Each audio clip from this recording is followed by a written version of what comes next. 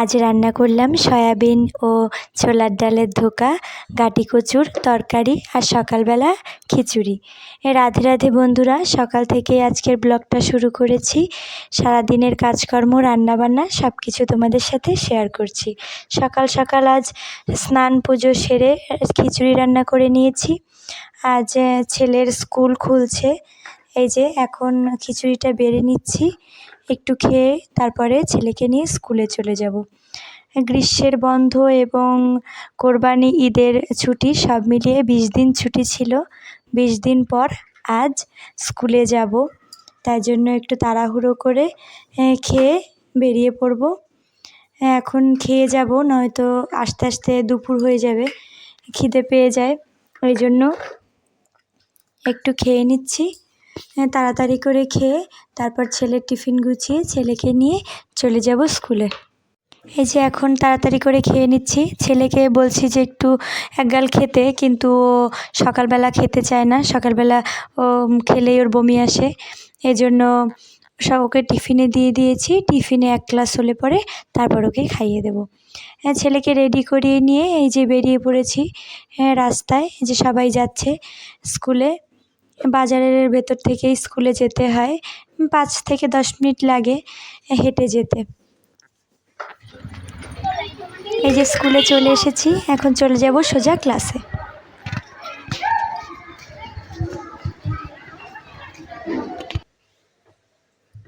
School থেকে ফিরে এখন রান্নাঘরে চলে এসেছি। এই যে ছোলার ডাল ভিজিয়ে রেখেছিলাম, এখন সেগুলো ব্লেন্ডারের ভেতরে দিয়ে দিচ্ছি, ব্লেন্ড করে নেব। এদিকে রাইস কুকারে জল দিয়ে দিচ্ছি। জল দিয়ে তারপর চাল মেপে চালটা ধুয়ে নেব। আগে ভাত তুলে দিয়ে তারপর বাকি রান্নাটা করব।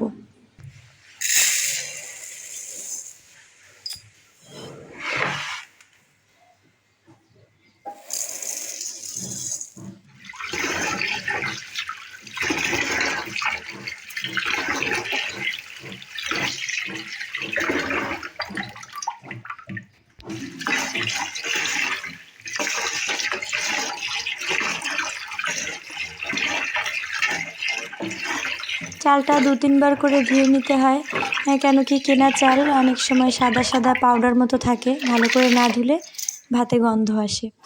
ভালো করে ধুয়ে রাইস কুকারে ভাত চড়িয়ে দিয়েছি। এদিকে ছোলার ডালটা ব্লেন্ড করে নিয়েছিলাম, এবার সয়াবিনগুলো ধুয়ে তুলে নেব।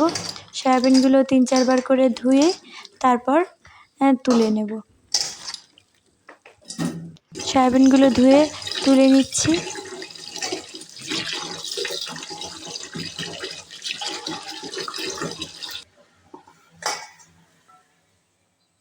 ব্লেন্ডারের ভেতরে দিয়ে দিচ্ছি ওই ছোলার ডাল ব্লেন্ড করে রেখেছিলাম, ওই ব্লেন্ডারের ভেতরেই কিছুটা সয়াবিন দিয়ে দিচ্ছি আর বাকিটা রেখে দেব ভাজি করার জন্য। সয়াবিন ভাজি ছেলে পছন্দ করে, তাই জন্য কিছুটা সয়াবিন ভাজি করার জন্য রেখে দেব। এবার এই কড়াইতে একটু সাদা তেল, একটু জিরে ফোড়ন দিয়ে সয়াবিন বাটাটা দিয়ে দেব।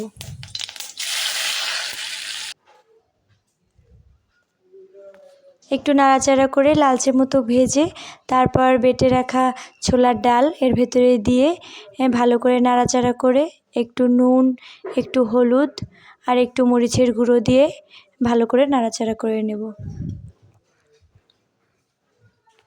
ভালো করে নাড়াচাড়া করে এদিকে একটা থালায় সামান্য একটু তেল ব্রাশ করে নিয়েছি, তার ভেতরে নামিয়ে নিয়ে তারপর কিছু সময় পর ঠান্ডা হলে ধোকার আকারে কেটে সামান্য একটু আটা জলে গুলে রেখেছিলাম তার ভেতরে ডুবিয়ে ভেজে নিচ্ছি, যাতে ধোকাগুলো ভেঙে না যায়। এভাবে অল্প অল্প কয়েকটা দিয়ে দিয়ে ভেজে তুলে নেব। অল্প অল্প দিয়েই ভাজবো, 4-5টা করে দিয়ে ভেজে নিচ্ছি। এদিকে আলু ভেজে তুলে নিয়েছি, তারপর ওই তেলেই একটু জিরে আর একটু তেজপাতা দিয়ে দিচ্ছি। তারপর মশলা যেমন হচ্ছে জিরে, একটু আদা বাটা আর সামান্য একটু মরিচ বাটা, কাঁচা মরিচ আর আদা জিরে একসাথে বেটে রেখেছিলাম, সামান্য একটু ধনে গুঁড়ো দিয়ে মশলাটা কষিয়ে আলু দিয়ে আর একটু কষিয়ে নিচ্ছি। এরপর ঝোল দিয়ে দেব।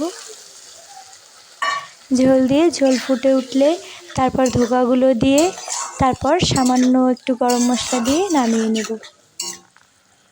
এইদিকে হয়েও গেছে। এটা নামিয়ে নিয়ে তারপর চলে যাব গাঁটি কচুটা কেটে নেব।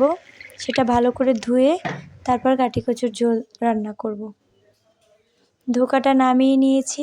তারপর কড়াইটা ধুয়ে সরিষার তেল গরম করে ওর আলু সামান্য একটু তেল দিয়ে আলু কটা প্রথমে ভেজে নেব। তারপর গাঁটি কচুটা ভাজবো। আলু আর গাঁটি কচু দিয়ে একসাথে তরকারি করব। প্রথমে আলুটা ভেজে নিচ্ছি। আলুটা ভেজে তুলে রাখছি। তারপর একটু জিরে ফোড়ন দিয়ে গাঁটি কচুটা দিয়ে দিলাম। কচুটা একটু ভেজে সামান্য নুন দিয়েছিলাম। নুন দিয়ে ভালো করে ভেজে তুলে নিয়ে তারপর ওই তেলে একটু সয়াবিন ভেজে নিচ্ছি। সয়াবিনটা ভেজে তারপর তুলে রাখবো। তুলে রেখে গাঁটি কচুর তরকারিটা রান্না করে নেব। সয়াবিন ভাজাটা প্রায় হয়েই গেছে। এখন নামিয়ে নেব। নামিয়ে তারপর কড়াইতে তেল গরম করে একটু জিরে ফোড়ন দিয়ে একটু গরম মশলা, দুটো এলাচ, একটু লবঙ্গ দিয়ে নাড়াচাড়া করে সামান্য একটু জিরে, একটু ধনে গুঁড়ো আর একটু আদা বাটা দিয়ে দিয়েছি। কষিয়ে তারপর হচ্ছে আলু আর গাঁটি কচুটা দিয়ে তারপর কাঁচামরিচ দিয়ে রান্না করব। কাঁচামরিচ চিড়ে রেখেছি। ভালো করে কষিয়ে তারপর হচ্ছে ওর ভিতরে কাঁচামরিচগুলো দিয়ে দেব। একটু ঢাকা দিয়ে কষিয়ে নেব যাতে মশলাটা ভেতরে ঢোকে কচুর ভেতরে। আর এদিকে ঢাকা দিয়ে রাখলে গাঁটি কচুটা ভালো করে সেদ্ধ হয়ে যাবে। কষিয়ে নিয়েছি। এখন কাঁচামরিচটা দিয়ে দিচ্ছি। কাঁচামরিচটা দিয়ে তারপর হচ্ছে ঝোল দিয়ে দেব। কাঁচামরিচ দিয়ে এবার ঝোল দিয়ে দিচ্ছি। একটু বেশি করে জল দিয়ে দিচ্ছি। বেশি করে জল দিয়ে একবারে তারপর হচ্ছে আলুটাও যাতে গলে যায়।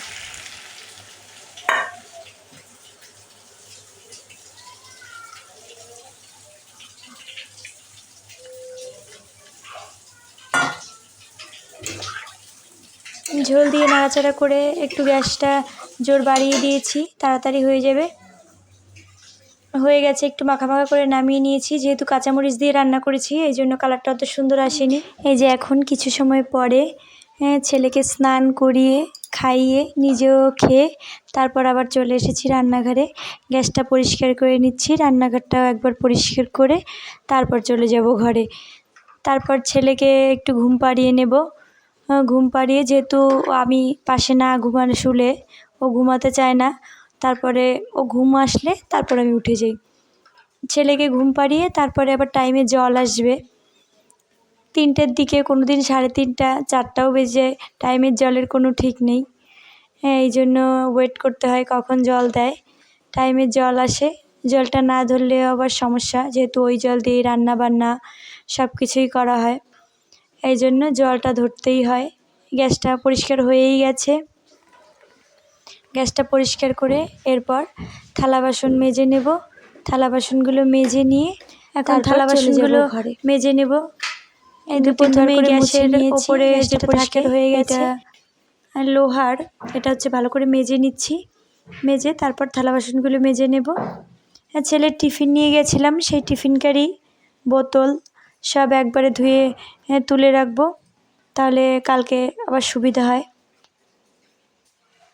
কড়াইটাও মেজে নিচ্ছি। একবারে সব কিছু মেজে তারপর ধুয়ে নেব।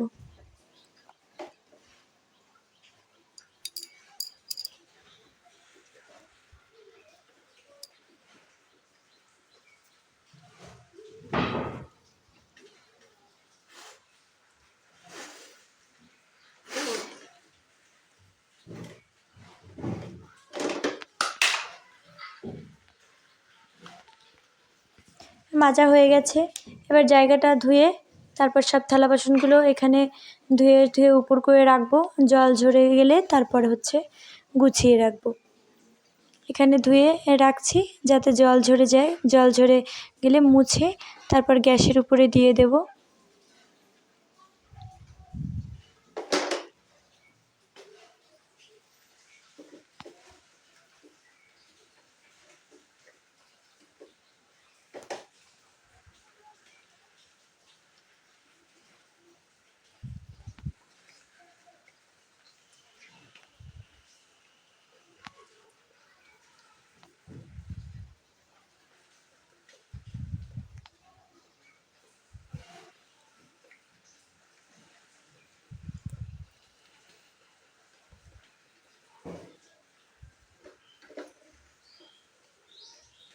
থালা বাসনগুলো ধোয়া হয়েই গেছে।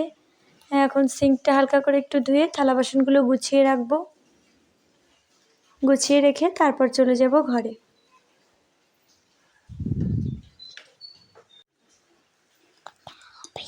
থালা বাসনগুলো গুছিয়ে নিচ্ছি।